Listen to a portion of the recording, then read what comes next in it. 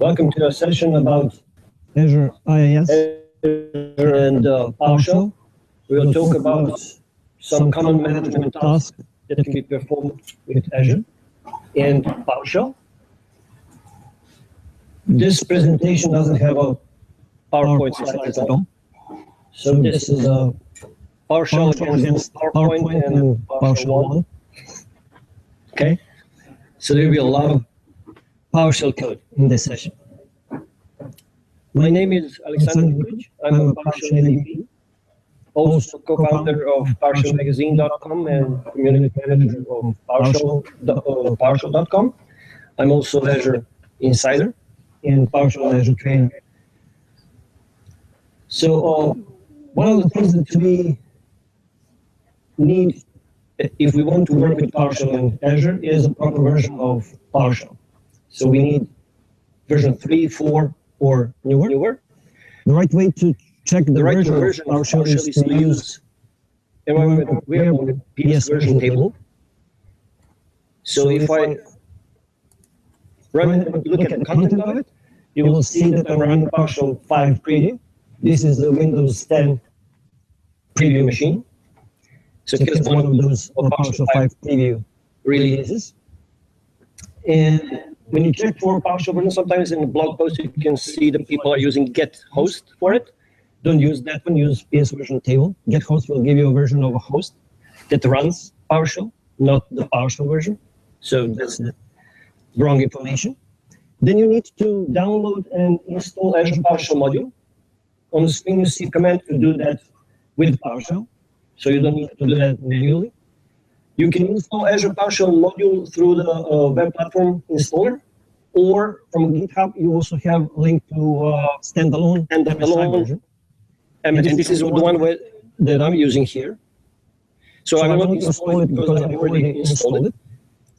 Interesting thing is that just 20 hours ago, they released a new version. And this version that I'm using, 0.90, was released, I think, like 4 days ago. And they already released a new one because of all the announcements at the first day of Ignite.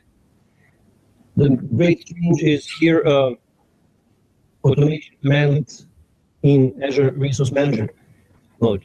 So just to be sure that you can use that one if you really want the last one. And here I put it in the comments that they changed the format of a URL.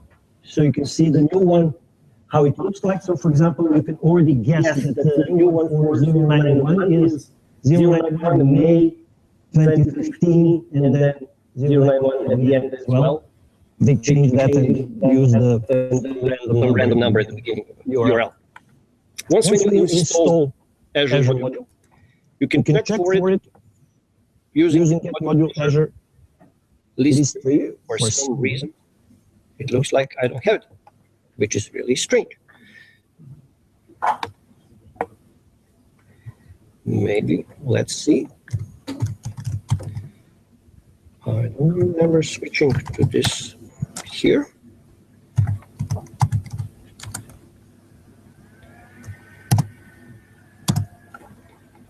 Let's rerun.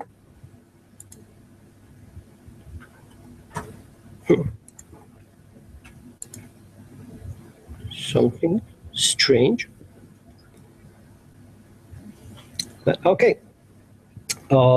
I don't know why this command doesn't return anything, but I will continue now with a little bit of a help for combining information about the name of commands that are belonging to Azure module and the synopsis, and format that as a table, just so that you can easily go through them. There is a lot of them, but you will just see that it's kind of interesting way to go through all the combination of commandlets and their synopsis. It's even better to do that in an output instead of a table to outgrid you. So you will get a kind of a graphical representation for it, and then you can do some additional filtering, which is kind of cool commandlet, and it proves that PowerShell likes GUIs, but when they're on a desktop, not on servers.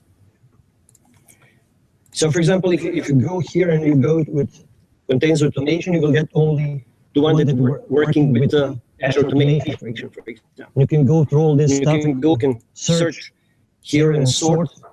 You can also, if you go without this one, with lots of different ones, you can easily find mistakes as well in help, because there is a lot of synopses that are missing. Look at this. They really need to fix that. Or we can help, because all the help documentation is part of GitHub.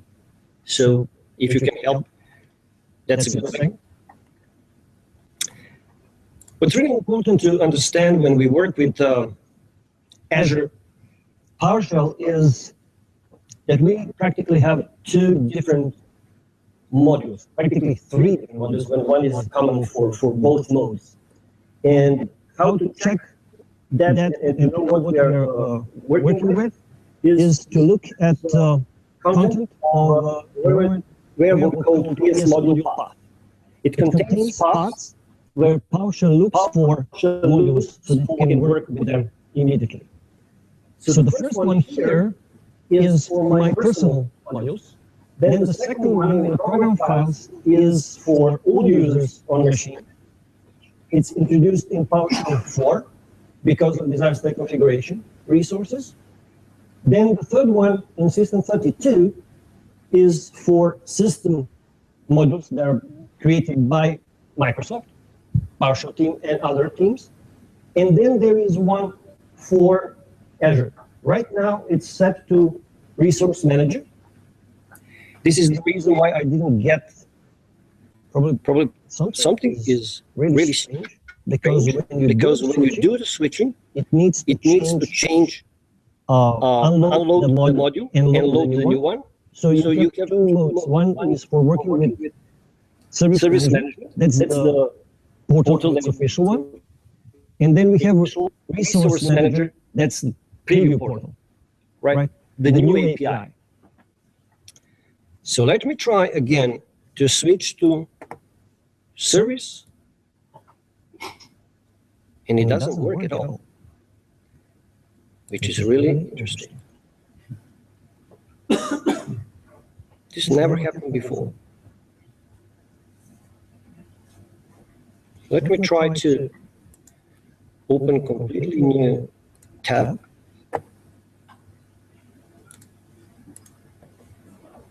And for some reason, it doesn't have to. Okay, let's try to do this. I will try to first find out where am I in Resource Manager. This is what I'm expecting. Right. So that one is now unloaded. And service management is loaded. Okay. This is what I expected for some reason. The previous tab didn't work like that. So I will need to open new ones. I would just want to show you a number of commandlets that are available to you. So here, while I'm in service management mode, I have 708 commandlets. In this tab here, I'm in resource management, and I need to resource manager, and I have 361. In that version that was released 20 hours ago, that number is increased for probably like 40. But still we are a little bit behind for 300 commandlets. So expect to get more and more commandlets that are targeting Resource Manager API, right? The preview portal. What I need to do now is I need to reload some of those files here, because I want that thing to work properly. I load here. Okay, doesn't matter. So what I have here is example that I already executed, but I want to show you how easy it is. I have a script that it's not that long. It's less than 200 lines of code that will build a test domain environment for me in Azure, containing the domain controller and a certain number of member servers. In my case, I usually build that with 2 member servers for some demos that I need. And I execute that just passing a few parameters and pressing enter, and I get my environment in 22 to 25 minutes. With 3 machines, all domain joined, everything works. Okay. So what you need to do is, I mean, we can also go to, and those are here. Azure 1, 2, and DC, and I also tried to play with another server in this environment, but that didn't work so well. I need a few things to fix in that area. But anyway, that's the environment that I built with that script. What I needed to execute once when I have it is just this. What you see here is a feature called splitting. When you define a hash table with the key value pairs of parameter names and parameter values, so that if you need to write a really long command, then you can do it in a much more organized way like this, and just pass parameters here, changing $$ to a monkey sign. Okay? It's much easier to find a mistake, and it's readable, right? It's a really nice feature. So usually what I do for my demos, I change a project name and sometimes a location, and I build that for user groups, for conferences, and just have in 22, 25 minutes completely workable domain environment. So what's happening in that script? First, I need to, I will use some of my Azure helpers functions. I created 5 or 6 functions and put them in my own module because I needed a solution for automating networking, because that part is not really well covered in service management mode. They finally fixed it in resource management mode. So I needed my solution for it. Practically, it's some complex manipulation of XML file, because you know, right, that the VNet configuration is just one XML file, and when you need something to change it, you need to manipulate that XML file.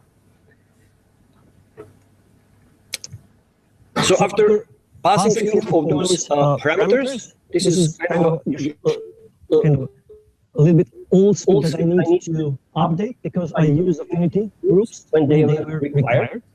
Now the recommendation is to stop using affinity groups. We don't need them anymore.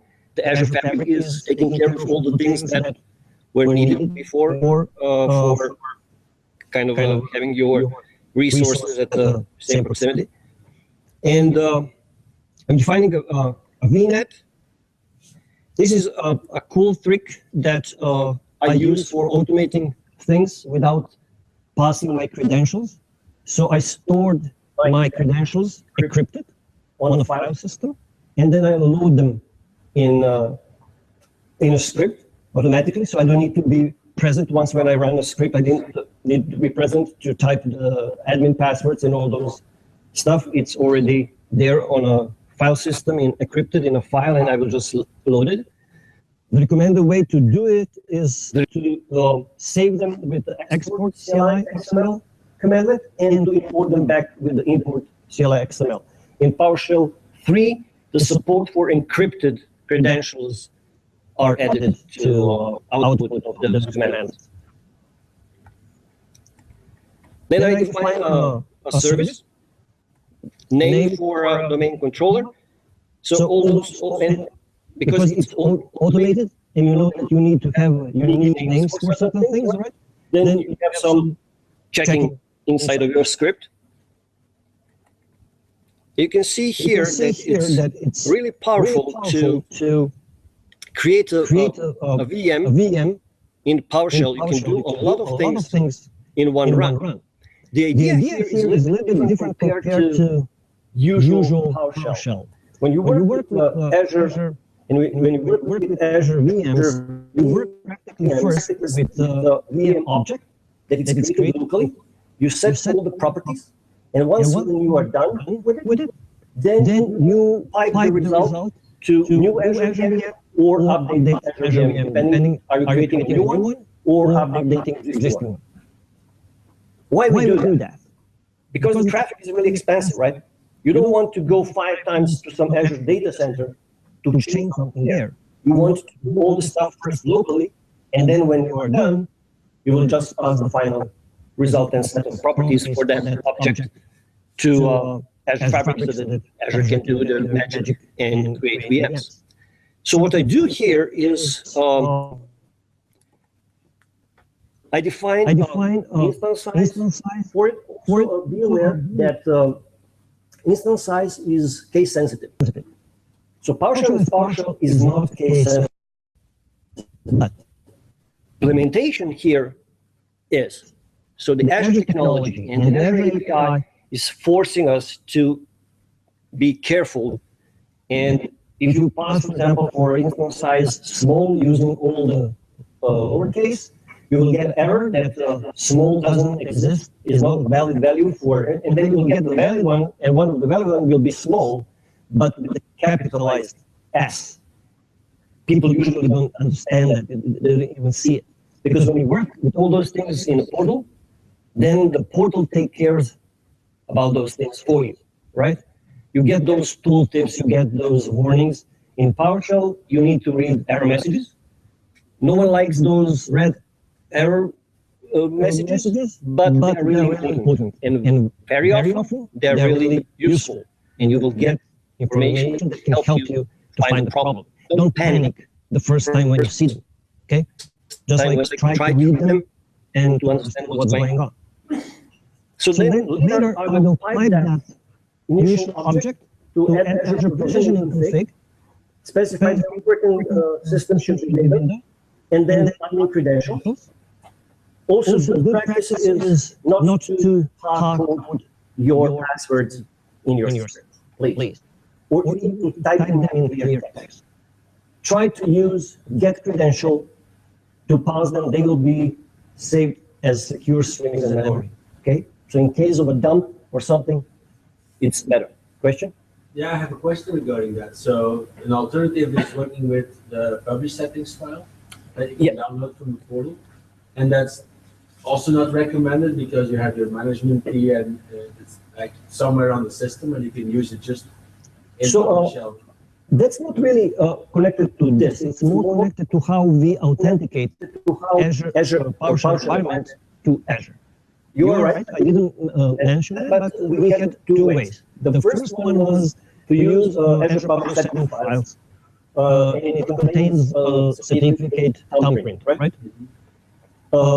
Recommendation was that once when we imported on a system, we should delete that file that we downloaded from Azure site, right?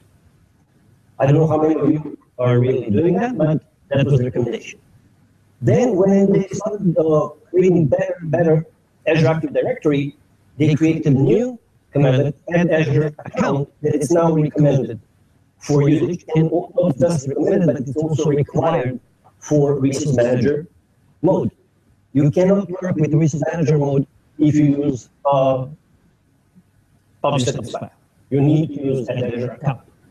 The problem with Azure account is that it's valid only for 12 hours, I think. So if you have a script that runs for longer than 12 hours, you will have a problem, right? And usually during demos or operations, what people do, they will do some testing early in the morning, everything works, then they have a session later during the night, and the first command that they will run will output the message that the credentials have been expired. Because in the meantime, they didn't refresh and re-enter the credentials. Here, maybe just to finish up on that topic, because I find it an important one, because you have your total Azure credentials stored somewhere. Certainly with the publish settings, this is potential security breach, right? And I thought that the Azure account was already deprecated because they are thinking about stateless authentication.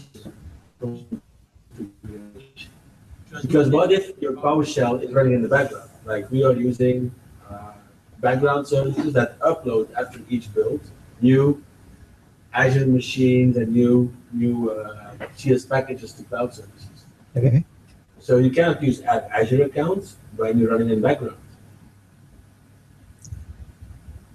It's a service executing the PowerShell. I mean, right now you don't have, I mean, for those things, people are using publish this file, right? Because it doesn't expire. Yeah. But you have a problem, that's true, if you, with your scripts, if you target resource manager and the resource manager requires an Azure account, then you have a kind of a problem in that area. Solution for that is not really to run these things as some kind of scheduled task or manually. The solution is Azure Automation. Because Azure Automation, and you will see that a little bit later, they have something called assets when you can store encrypted in SQL Server information about credentials that you need. And I will show you how it will work with that. And that will work for those things that need to run for a period of time, okay? So also here, I'm adding later a subnet. Then because I'm working with Active Directory and I'm building a domain controller, I don't want to store SQL and other things on a C disk. And certainly I don't want to store them on D, which is temporarily, right? So I'm adding additional data disk for it. And then I'm creating a new Azure VM specifying service. And in this case, Affinity Group, but it's not needed anymore. And I wait for boot. When all that is done, I can start creating my first AD4s. And this is an interesting thing here, because now we are kind of combining two things, a little bit of a help of Azure to give us information about the URI that it's created for our domain controller. And then we will use that information to run a script using PowerShell remoting and targeting that machine. All that without any manual intervention, everything automated. So get Azure URI will give us information about the URI that we can use. Because on Azure VMs, PowerShell remoting is enabled over HTTPS using self-signed certificate. We have two ways to deal with it. We can install that self-signed certificate and add it to a local certification store, or we can use session options and skip a CA and check. A better way is to install Azure VMs certificate. So there is a function available on the Technical Script Center, or some modified versions you can find on the GitHub or personal blogs that can do that for you, just a few lines of code. And once when you have that, you can establish pure PowerShell or SSL connection to your Azure VM. What I'm creating here, maybe you haven't seen that before.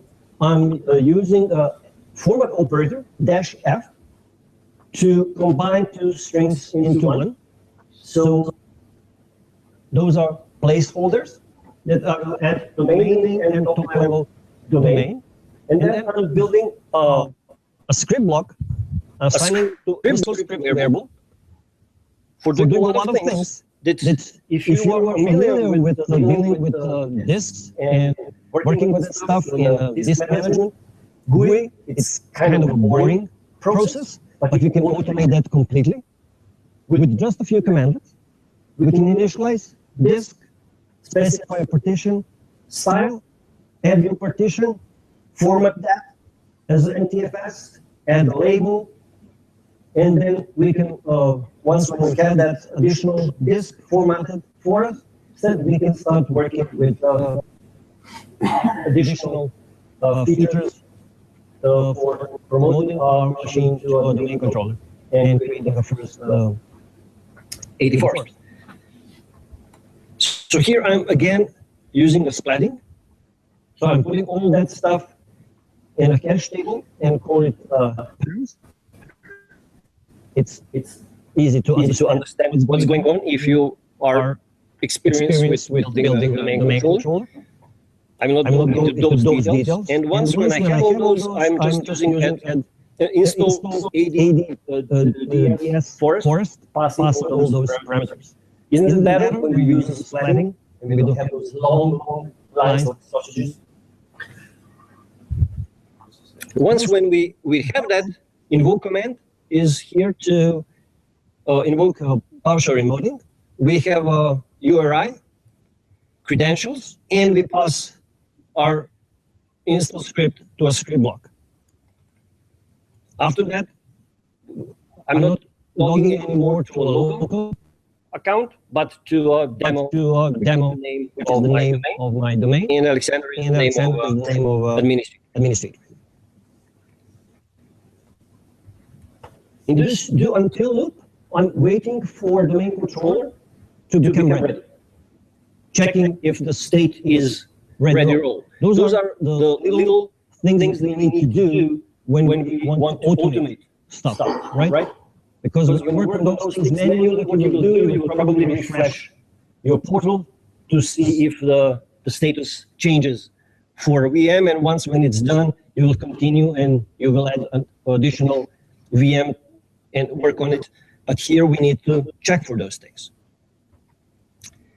Once when it's done, then I will modify DNS server configuration in my VNet. And when all that is settled, I can start working on my member servers. For my demos, I usually pick 2 or 3, but you can see the number of member servers is a parameter that I'm using. So if you need more, you just parameterize that and say like, okay, give me a 5, and then here I will have a 5 members created with the same kind of effort, right? The only bad thing here is that we cannot do that in parallel. That was a constraint of cloud services, and luckily we don't have that anymore with resource manager mode. We can do that finally in parallel. Awesome stuff. Because here you need to wait for all those machines to finish, and then to go to another one, and then to go to the other one. So if you need to build 5 of them, and I don't know, in average you need like 7 to 8 minutes, in some regions, then you need to wait for a long period of time. Now we can do all that in parallel, and that's awesome. Seriously, great stuff. Especially when you combine that with the runbooks in Azure Automation, PowerShell workflows, because they have support parallelism. This will work fantastic. So now I again have those parameters defined, and then this is the definition for a member server. I run that twice or 3 times, as much as member servers I have in my domain. And when it's all done, I have my test domain.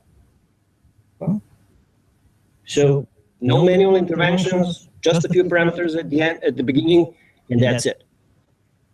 Really, really cool stuff.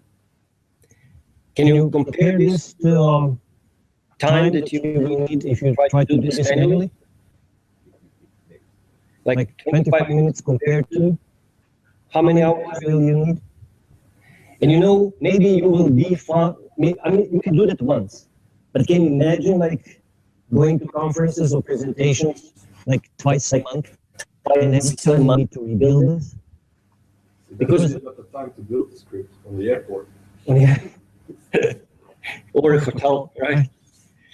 Did you share it on GitHub or something?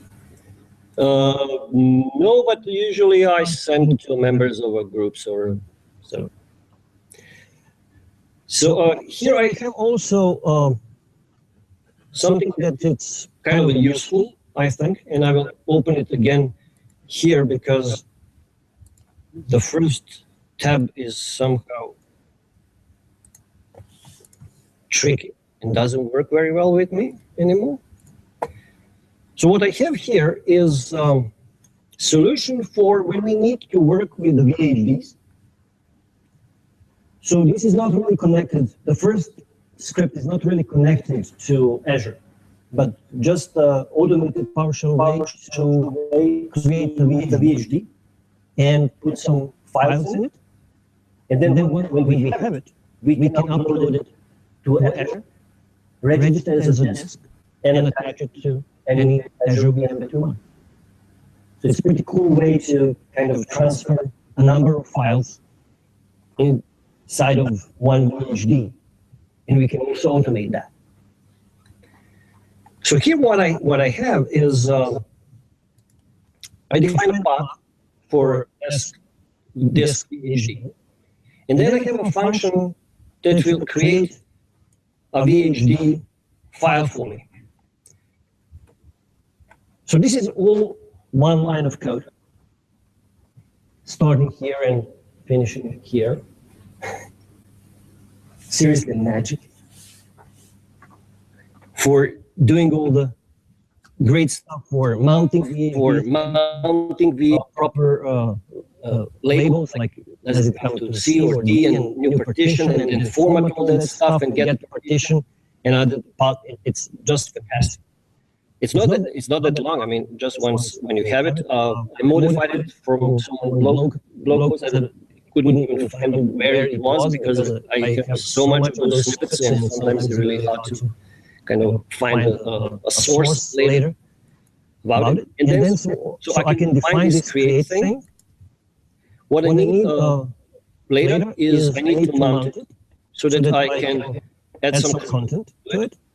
So I will also define this function as well. And now when I have it, I can use it to create, for example, a dynamic VHD and specify size of 1 gigabyte. What you will see, because it's dynamic, the ones that will be created, the ones that will be just 16 megabytes. Okay? You know what will happen when I transfer that one to Azure? Dynamic will be changed to fixed, right? So the size in Azure will be not 16 megabytes anymore, but 1 gigabyte, right? And all that is done by add Azure VHD file, who is clever enough to do all that stuff for us. So let me create this VHD first.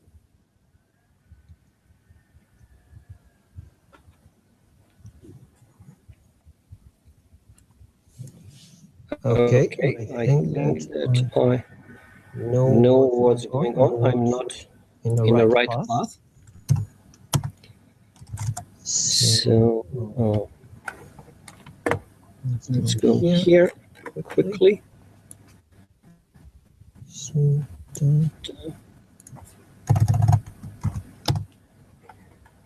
I think that I didn't define this. Okay.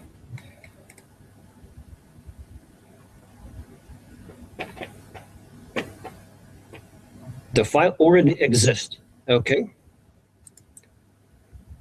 Let's go here.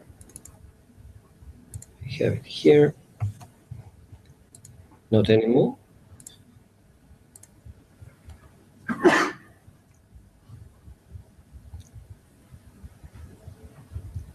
Okay, this is expected. I got it fixed. I can mount it and assign it to a path. And then I will copy a PowerShell magazine logo file to it, and then dismount it. Okay, so now I have a VHD file with just one image in it. And I will show you now how you can upload that VHD file to Azure and register it as a disk there so that you can use it further. For that, I will need a storage account name. So I will define a storage account name. I can check subscription to see if everything is fine. So this is a storage account, default current, that's okay. I don't need to switch, I'm already there. So I will define this destination, again, using a format operator. I want things to be clean, so I just want to place that storage account into a placeholder and have a storage account .blob.co.windows.net as a destination. So let's check if that works. Okay, so this is my destination. Now I will use Azure VHD to upload my local test disk VHD to Azure.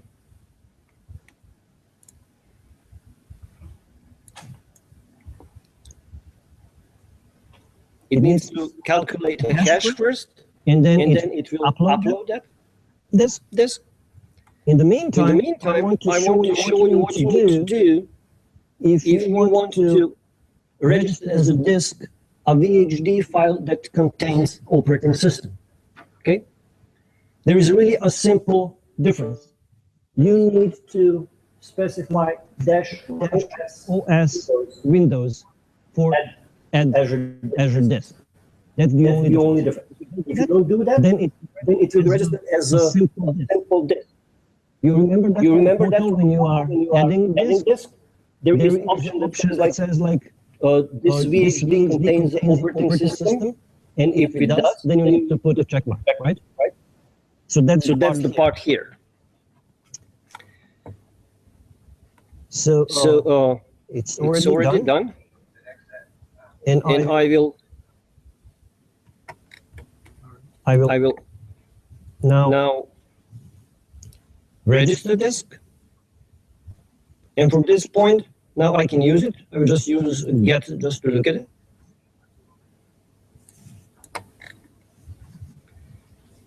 So if it was with the operating system inside, you will have here information if it's a Windows or a Linux.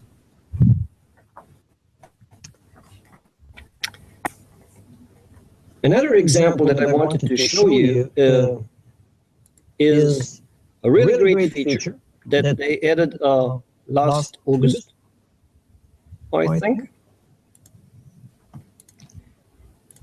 Disaster state configuration extension. What's the idea here? Have you heard about disaster state configuration? We got that with WMF, Windows Management Framework 4.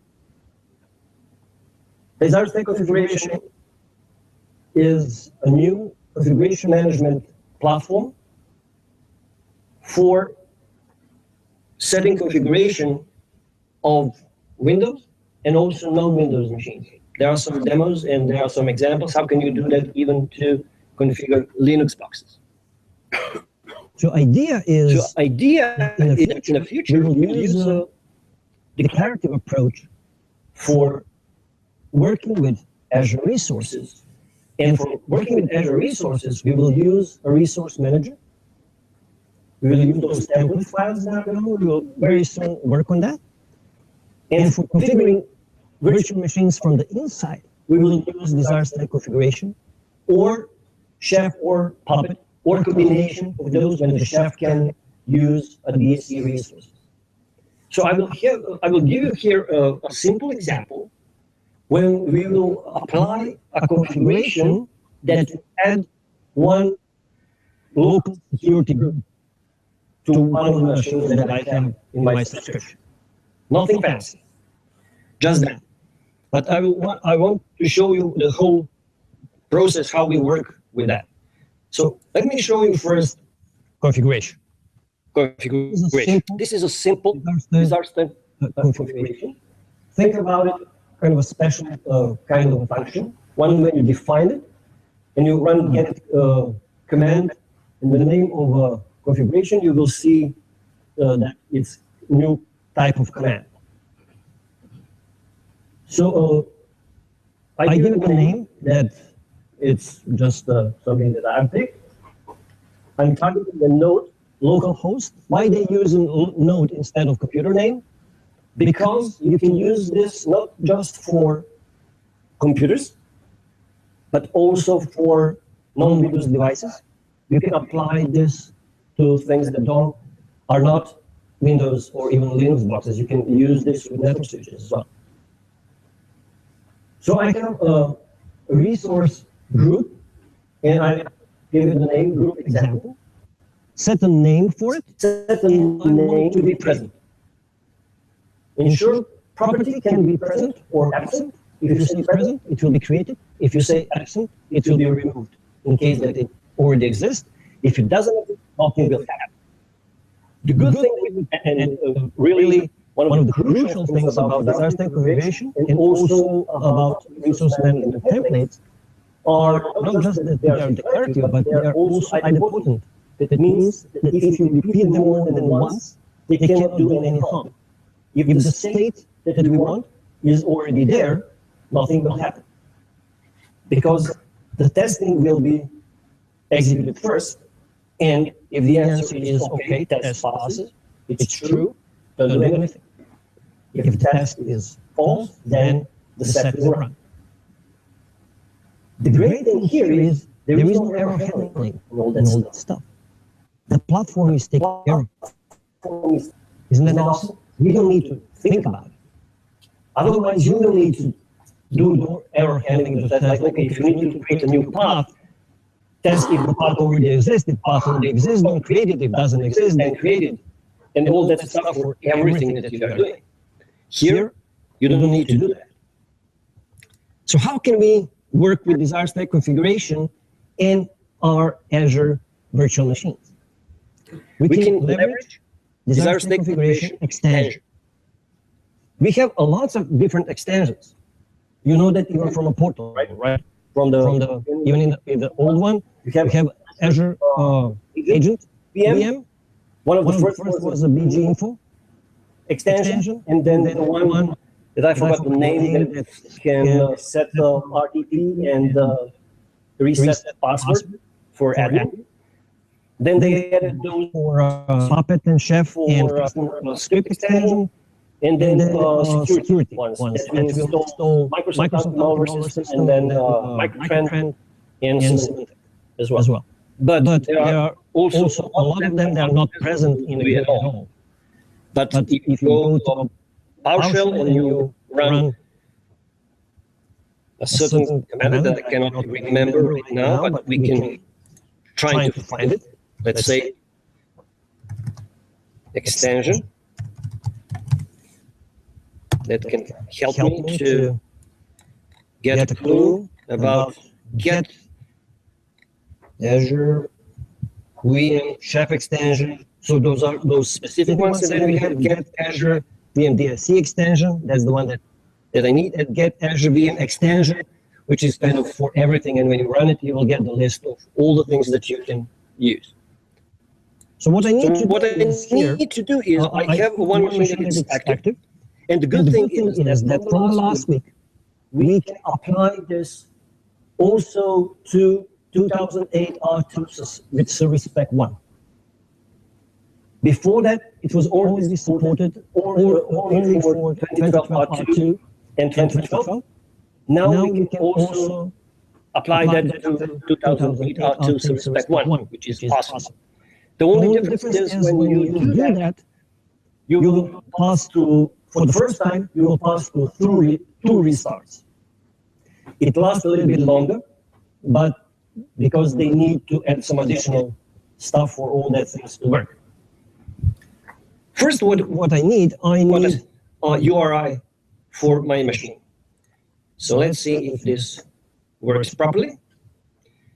If it does, because even if you have error, you don't get anything out that works. Yeah, I will define my credentials. Again, importing the one from encrypted file. And then because we work with self-signed ID, download the certificate, I will use new session options, and then create a PowerShell session to that Azure VM that I want to target. Why? Because I want first to show you that I don't have Azure Bay Group, or what was the name of it? Let's see. Yeah, Azure Bay Group. Okay, so if I run this, it will give me a list of all the local security groups on my 2008 machine as you can see, there is no Azure group here, right? So our job is to add that one to a list. To create that one. Okay. So now I can use here WMI because I'm running it locally, or I can use a sim command running get sim instance. So one of the commandlets that is part of this disaster configuration engine is a publish Azure VM DSC configuration. If I specify a parameter called configuration archive path, I will get a zip file that contains my configuration and all the DSC resources that are needed but are not built in as part of that archive. I'm running this just to show you what's inside of that zip file before the zip file is uploaded to Azure Storage.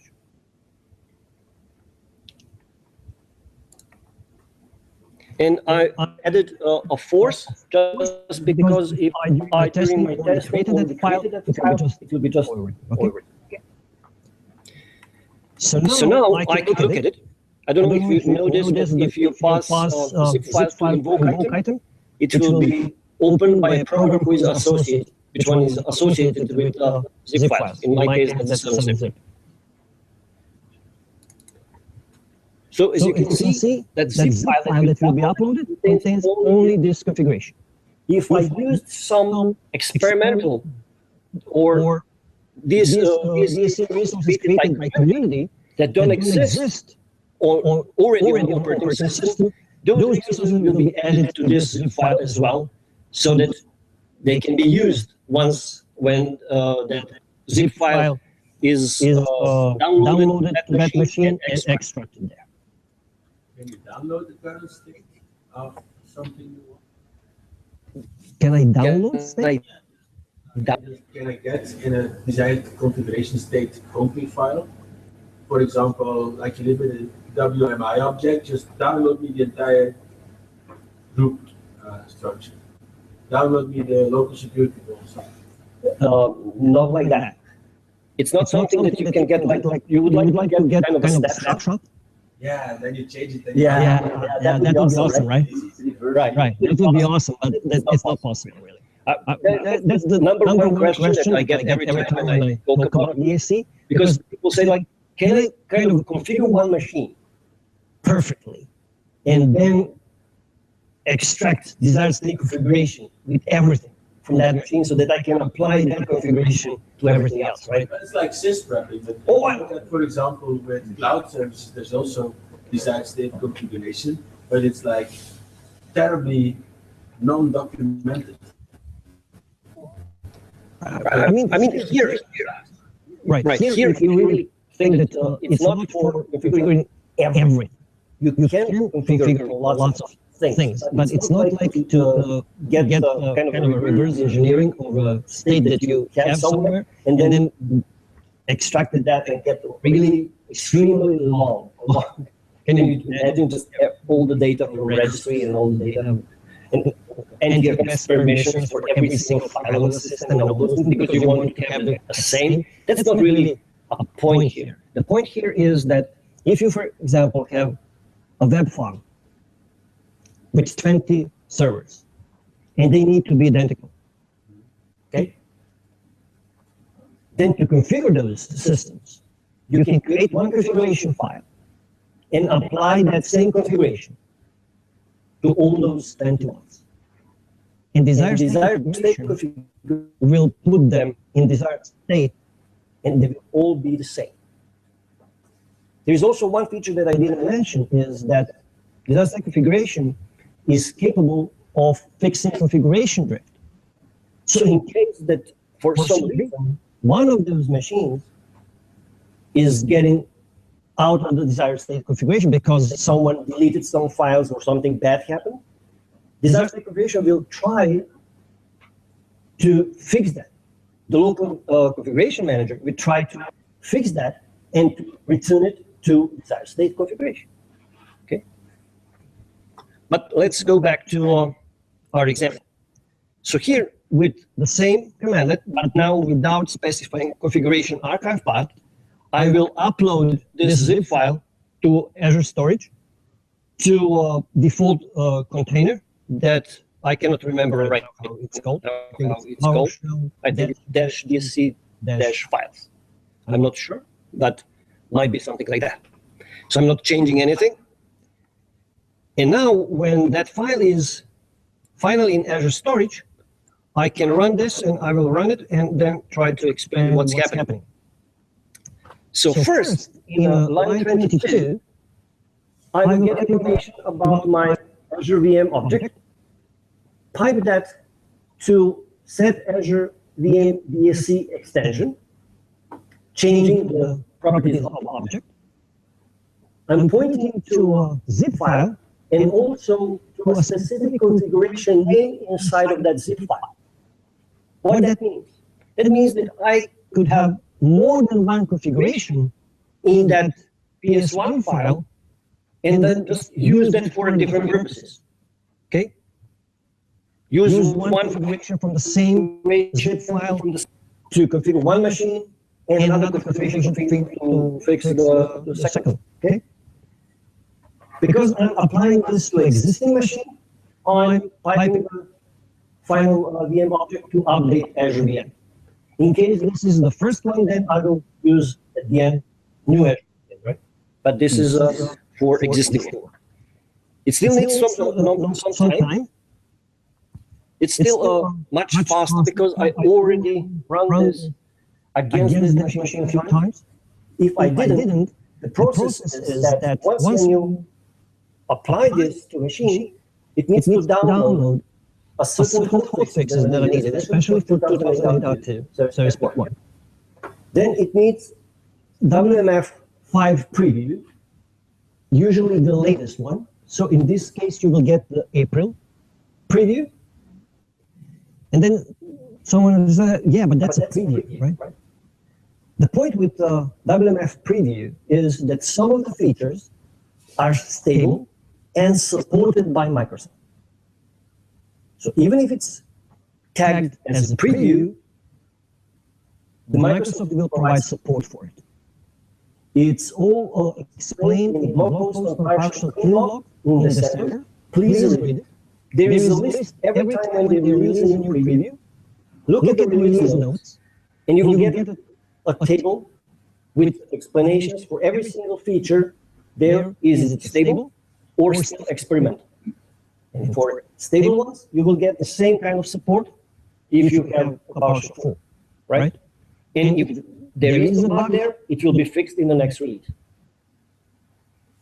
For experimental ones, they don't guarantee that they will introduce making changes. That's the point of experimental. Okay. So now that we are done, I need a few seconds for those things to change. So in the meantime, I will look at the information about my guest agent status.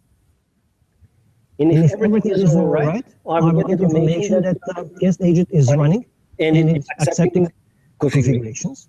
So now I can rerun that command from the beginning and check if the Azure group is created. Okay. Without touching machine. No interactive log, nothing. From this laptop here in Azure, we change machine, some Azure data center without doing anything locally on that machine. So isn't that great? Absolutely magic, right? And this is extremely simple example. Your imagination is really a limit. What you can do with this, right? You can do really complex stuff. You can configure a SQL server. You can work. There is right now there is only 12 built-in DSC resources. But the community, PowerShell team, and other product groups inside of Microsoft were not lazy. They were really likely, and they produced 180 plus DSC resources for all different kinds of things. What we expect to happen is that all server tools are completely supported by DSC, so that you can use DSC to configure whatever you want in the future. This is the vision. This is where we are going. Great stuff. And if you haven't tried it, because if you start using it now, It will be really beneficial for you in for the you in the future. future. Even if you don't have kind of a, okay, I'm working with this technology, It's not supported. Try something simple. Try just to learn the principles and how the concepts and how it works, because it's really one of the crucial things that the PowerShell team created. I mean, seriously. So, in the previous example, you showed how we can make a new Azure VM, right? So with Azure VM, can I also instruct me to use a template, like use the SQL 2014 standards template to initialize a new VM? We can do some of those things now with the Resource Manager that we didn't touch so far. But if you are familiar with the option on the preview portal, when you go to a marketplace, there is option to create SharePoint farm and want to create SQL Server over his own group, right? Right? Yeah. Do you know what runs behind the scenes? PowerShell with that. Yeah. Don't convince me of PowerShell. No, I'm not convincing. No, I'm not convincing you. I'm just saying to you that the awesome thing is that for people who are not familiar with PowerShell, or even for people who are really familiar with PowerShell, but that was a hard work to create all those things that are running behind the scenes, we get an extremely great and brilliant abstraction in a portal that we just fill in few fields, and then the magic starts to happen. So in fact, so I can use PowerShell to create a marketplace template. For example, for SQL Server, it's a really relevant thing for me. So I create a SQL 2014 standard machine, and then apply my desired state configuration to the SQL Server to give it the right instance name. All that will be executed for you. So you go right now to marketplace, and you pick one of those things there. Right now we have that support for SharePoint Web. I don't want to go to the marketplace. I want to do it in PowerShell. That's the whole point. If I understand correctly, you want to have your own desires. No. So like you have everything in the marketplace. If I want to create a new SQL Server IaaS right now, I have to go to Azure Portal, look at the 100 SQL Server offerings that are there, pick one, configure it, blah. Can I make a PowerShell script just to say, take that template, instantiate it? Right. And then apply. Right. So you can. As you have seen, I give you a demo with just doing that for domain. But you can do that with other stuff as well. But not just with the pure PowerShell, but with combination when you combine Resource Manager templates to give you a resource with all the resource group types that you need for your complex environment. And then inside of that, you also reference the desired state configuration that will then configure your VMs from the inside. Okay? So really, this is where we are going now, and that was that support for compute, storage, and networking in Resource Manager was introduced recently.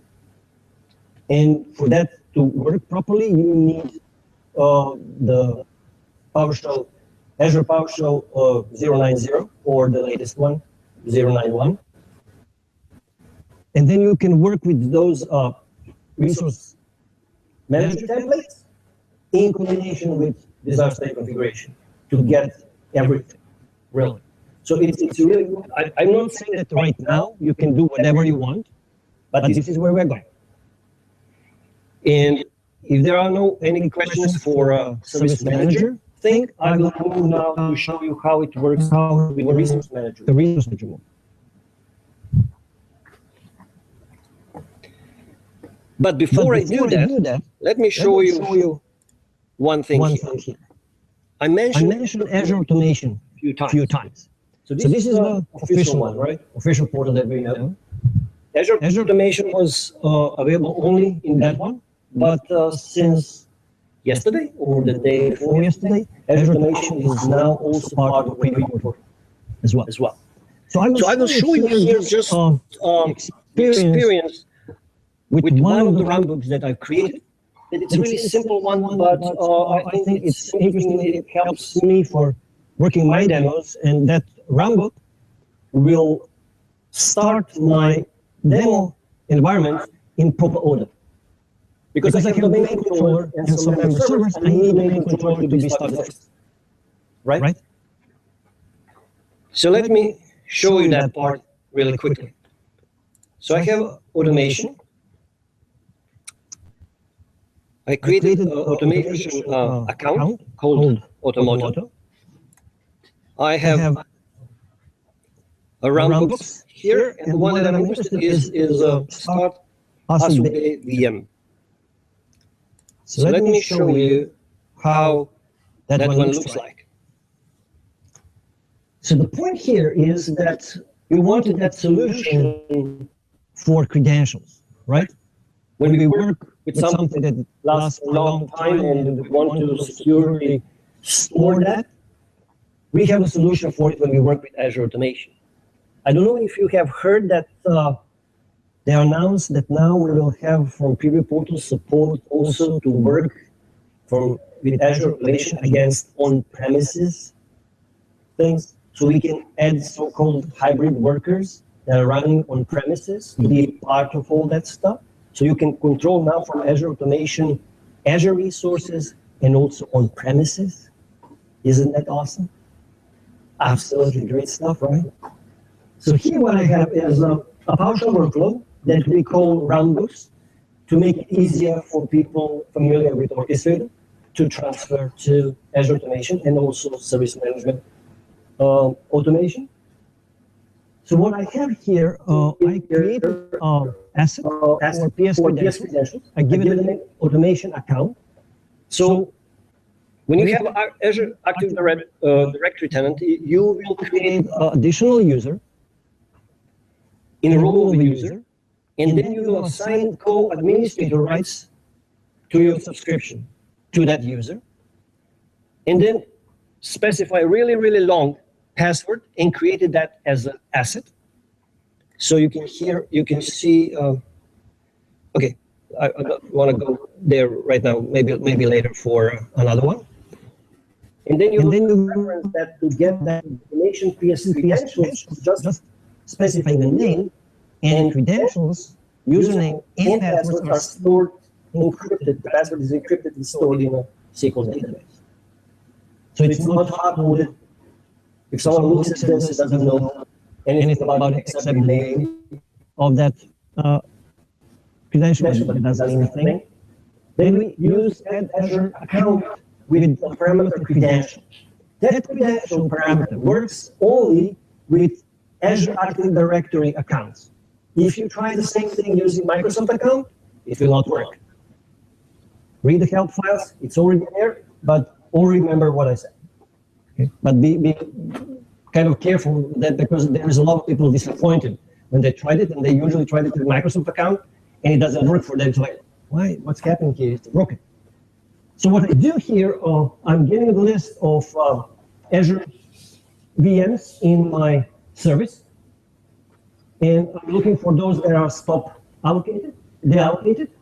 Then I filter only domain controller, start only domain controller, wait for it to be ready, and once when it's ready, I move to member servers and start them.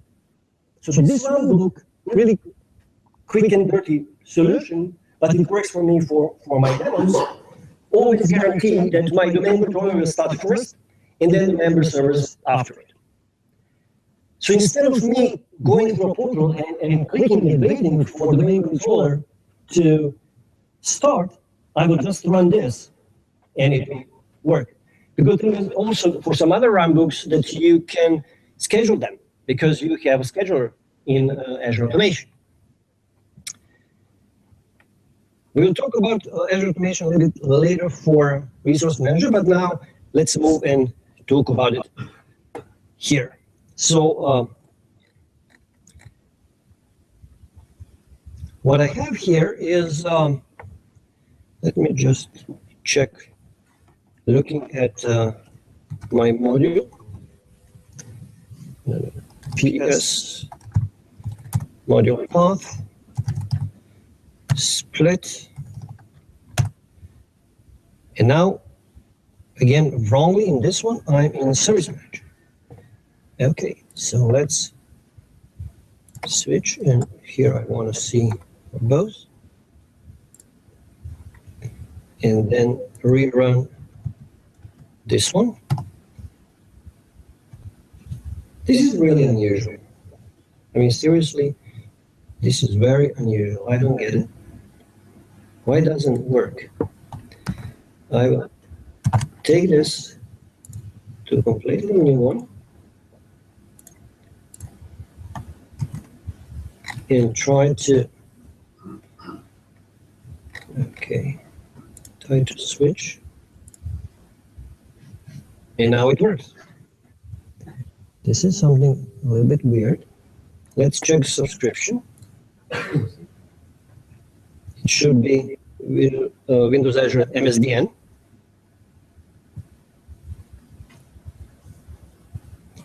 While we wait for this, okay, this is cool. While we wait for this, be careful when you select Azure subscription, the name of subscription is case sensitive. So if you miss to capitalize Windows, you will get information that that subscription doesn't exist. So really be careful here. If you do get Azure subscription, it doesn't care. Consistency, right? So what's the deal here? What I want? I want to build Azure VM and put it in a VNet, nothing fancy. And for that, I will use a resource template. A template is nothing else but a JSON file. And what I used for this is the a modified version of the one that it's available on GitHub. Here's a link for it, but I didn't like some of the settings. So I built my own and configured it locally. But I want to point out that it's really great that you can fetch a live script, live JSON file somewhere on the internet. As long as it's accessible, you can use it to build stuff. You don't need to have it locally. So this is a JSON file for deploying a single VM, Windows VM, in a VNet, defining a NIC, defining a public IP address. So what we do here is practically what we want. We use declarative approach. In the first set, you see how I did that with imperative approach, right? I use those commandlets to create VMs, to set some properties and configuration for a VM. Here I am explaining what I want. It's like 200 lines. I cannot say it's code, right? But it looks like code, right? In a way. So what I'm seeing here, I'm explaining, first I'm defining parameters. So those are the things that I can change from deployment to deployment, okay? You can change that from deployment to a dev environment, to a test environment, to a production environment, okay? You can specify that interactively, or you can pass that in a parameter file to have a completely automated solution for you. So I have few things here. New storage account name, right? I need storage to put my VHDs there. Admin username, admin password as secure string, DNS name for a public IP, and Windows OS version. So by default, I will get 2012 to data center, but you also get a validated set. So allowed values or valid values are there. If you pass something that it's not there, you will get a nice error that says like, it's not part of that set. After parameters, I have a section for defining variables. Okay? So those are the things that you don't want end user to think about and to provide them all, but you want to have them on one space, one location here, so that if you change them, they will change through all your code in a JSON file, right? So I define here location. So that's the one thing that I change, for example, because they use one in the US. I want one that it's closer to us here. OS disk, name for a NIC, a subnet thing. So instead of thinking about that crazily complex XML file for defining the VNet, I'm just here what I want. A subnet, an index for it, a storage account, I want standard or I want geo-replication, you can define it here. It's obvious that you need to understand Azure really, really good, right? So that you can use this. So it really helps if you have already experience with the service management approach, right? And now when I have all these things defined in combination with schema and parameters and variables, I can define the resources. Defining resources, practically defining different resource types. So here, the first one is for a storage account. So the type is storage account. I'm picking a parameter for new storage account name. API version is already built in. I would like to have API version, for example, as a variable. I think that makes sense, right? Because it repeats a few times for every single resource type. So it would be nice to have it in case when they change the API version, I will change it once and it will run for every other one, right? Makes sense. So location, also from variables, and then properties from variables. Then I have another resource. So this is the first resource, like a storage account. Then I have one for a public IP address. Okay, here is the one. The same. Here when we work with this, it's really important that we have a good tooling for it. The one that I'm using, is the new Visual Studio Code. The new editor that runs on Windows, Mac, and Linux. It doesn't install. You just download it and extract it and run it, and it just runs. It's still in preview. It will be improved. But right now, it's pretty good for having a better look for this scoring of stuff. Visual is much better for all things. But even this one is kind of cool. It's free and it doesn't have installers, so it just runs. So then for virtual networks, I have inside of that, I have a definition for a subnet. That network interfaces for my machine, and then virtual machines. We define the size and the admin username and password, all that stuff, OS disk. So in less than 200 lines of code, we practically have here documentation, right? Our complete configuration of Azure resources document. You don't need to write some additional documentation for it. It's already here. It can be used with version system, right? It can be put in some source control system, right? So you can have a proper assignment to some people that can update that.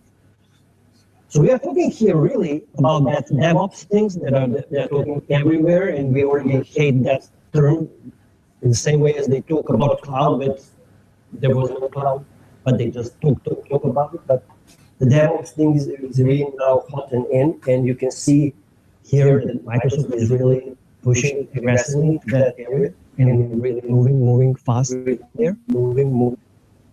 So the point here is that we don't need to click and go through GUIs to configure things. We just need to describe them, put them in a source control system, and treat them as a program, right? Isn't that amazing? How things are moving into that area that is not needed anymore to, when you configure something, that you open a Word and then a screenshot, and you write something in the documentation and another screenshot, and then you miss a few screenshots because you got a call from your mother or a girlfriend or someone, right? Then you missed a few screenshots, and then 3 months later when you need to reapply the same configuration, something is missing, right? Here, you don't have that problem because your configuration is already documented. And this is really simple example, but you can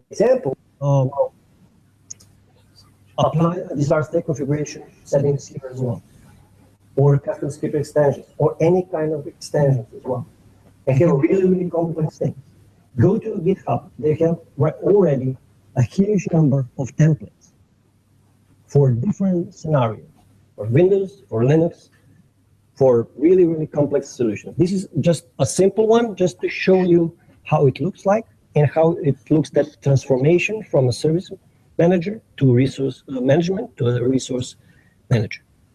So now that I have this JSON file, what I need to do is I need to define a deployment name, a resource group name, and location.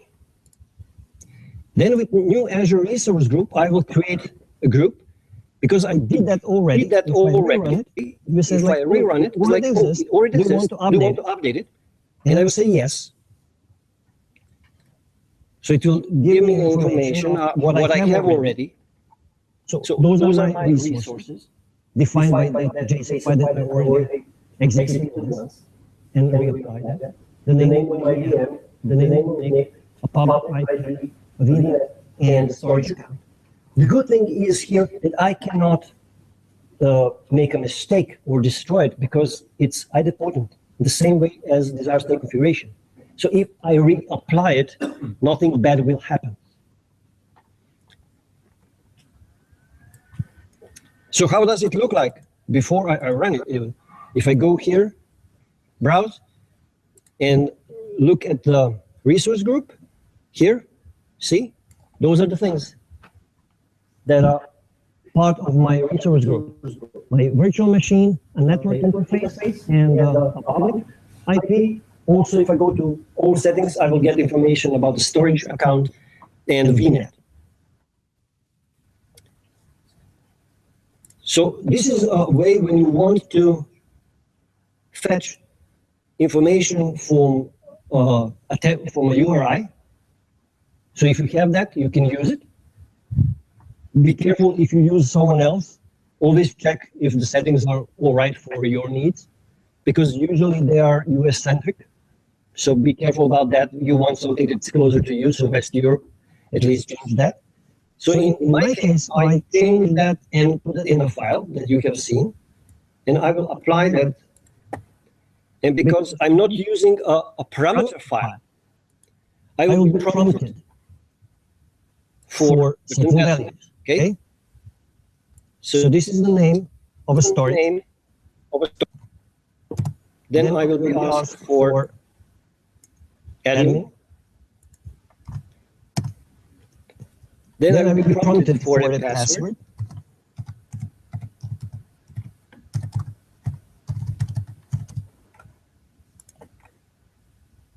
At the end, I will be asked for DNS public name. It checks first if the template is valid, and it starts provisioning. Because I already provisioned all that, it will be really fast. And at the end, you will get the output that says like, okay, this is what you got with this deployment. So that can be really, really complex. This is a really simple one just to show you, to tickle your mind, right? To see what's happening. So provisioning state succeeded. Those are the parameters that are used to get that deployment. You get that as a document as well, right? Everything is fine. If this was a new one, when you go here, you will just go to browsing, you will go to resources, a resource group, click there, and then you can go to different ones and look at this and just go to blades and investigate and see what's going on.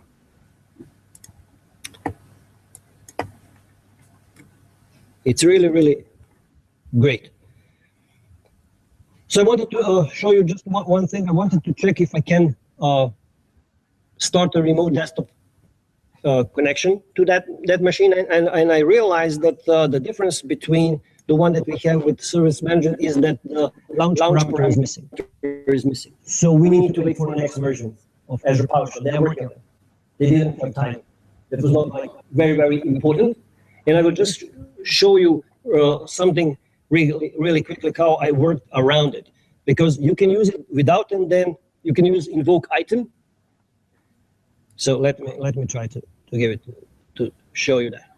So I will run this and I will get this RDP file, and then I will use invoke item because I'm missing that launch thing, and it will start it. But there is a better way. And just to show you here that we need to think differently now about virtual machines compared to Service Manager. We just need to kind of set our mind a little bit differently and to learn new things, but this is exciting, so we always need to learn new stuff. So what I need here is, I wanted to use one of the functions created by Brasser, and his function for connecting to Azure VM without specifying credentials is available on .NET Script Center, and I want to show you how can you use that one in combination with this Azure VM. So what I need first is I need a public IP name, and then I will need to, after that, to find really the IP address that it's behind it. So I will use get Azure resource, specifying this resource group that I'm using, and the resource type is public IP addresses, and I will just get the name of it. Okay, so if you look at the content of public IP name variable, it's just my public IP. That's the name that I defined in my JSON file. Now that I have that, I'm looking for the IP address. So IP address is this. Okay, is this. I got that again in a similar approach. Now I will combine IP address with the port for RDP, get my credentials, and then I will run connect MSTSC, and it will not work because I know why. I need this. Okay, I need this to run here. Okay, and now it's available. So let's run it. Voila. Voila. No credentials. No credentials. Awesome, right? Awesome, right? Credentials are stored in credential vault on system. So extremely nice extremely for demos and when when you need to connect a lot of times and you don't want to retype those things all the time, right? Nice. Okay, so just one more thing. I wanted to show you that in Preview Portal, we got support for Azure Automation. Let me go here first. I lost track a little. This is Mr. Roboto. We have an Automoto there, and here Mr. Roboto. The interesting here is that if you want to use a resource manager inside of your Azure Automation, it's still not supported by default. Okay. Right now, when you create Azure Automation as assets, you get Azure, which is practically Service Manager commands, and you get those Microsoft build ones. They are there because of a graphical runbooks that we can create now. So it's easier to combine those boxes. We needed that. But the problem is that we are missing a resource manager. But it's not a lost battle. We can edit ourselves. How you do that? You create a zip file of your Azure Resource Manager local folder, and then upload that as an asset to your Azure Automation account. Once when you do that, it's extracted, and all those commands that belong to Azure Resource Manager module are available to you. And after that, you can work with Resource Manager from Azure Automation. So I have here somewhere runbooks, just to show you. I created this one just to connect, and I will reuse that every time when I create others, because with this one I will properly authenticate using the same principle that automation account credentials, they are stored, and I will pick a subscription that I want, and then after that, in that parent workflow or runbook, I can run whatever I want with.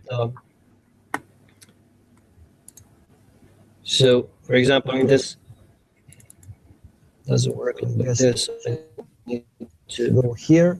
So, for example, the test one that I didn't publish, and it's just for testing purposes. This is how you will do. You will first run Connect Azure runbook to establish connection, and after that, you can run Get Azure Resource Group or Get Azure Resource or whatever you want of those commands that are working. And the things with test in Azure Automation, if you haven't tried it before, is it's not actually a test. It will really run against your existing environment. You need to be careful about that. It's kind of a misleading name. It's not real what if, right? But let's run it, and I don't know how long will it. Oh, it's pretty fast. So I got information back. This is awesome. Okay. So this is the output, or I need to submit a request, and then it will execute it at some point. While we wait for it, I'm open for some questions if you have them. I hope that I haven't scared you a lot with all this, that it's more like what we can do with it and what's in front of us if you are not already deep into PowerShell and workflows and all those stuff. Any questions? So, assuming that everybody loves PowerShell now, do you have some pointers and guidance on how to test your script? Because Microsoft's going to be very happy with us because we're going to create tons of virtual machines just trying to test. Okay. Yes. So a few weeks ago, Microsoft or PowerShell team announced that Pester, which is unit testing framework, open source, will be part of the next Windows operating system. So it will be the first open source project as part of the operating system. Do you realize how huge that is? Right? So if you want to test, and this is really a recommendation that we all start writing Pester tests for our scripts. Go to GitHub, look for a Pester, it's there. Look for some DSC resources released by community and PowerShell team that already contains Pester test. Learn about it. Go to PowerShell magazine. One of the main developers for Pester has written a few articles about it, targeting new users. Jakub Jarek is his name. He's the PowerShell MVP from Czech Republic. Really great guy. And we're really happy about all that. And Microsoft promises that they will include a Pester test with everything that they're doing. With every time when they share some PowerShell code, the test scripts will be included with that as well. Like the help. Sorry? Like the help. Now with the help, if you think about some other technologies, the help for PowerShell core is very good, right? For PowerShell core. There are some problems that we have with help for other things created by some other product groups. But what can I say? What can I say? I mean, if you have a problem with it, and it's really like a blocker for you, usually that's the lack of examples. Go to Connect site and file log, file documentation.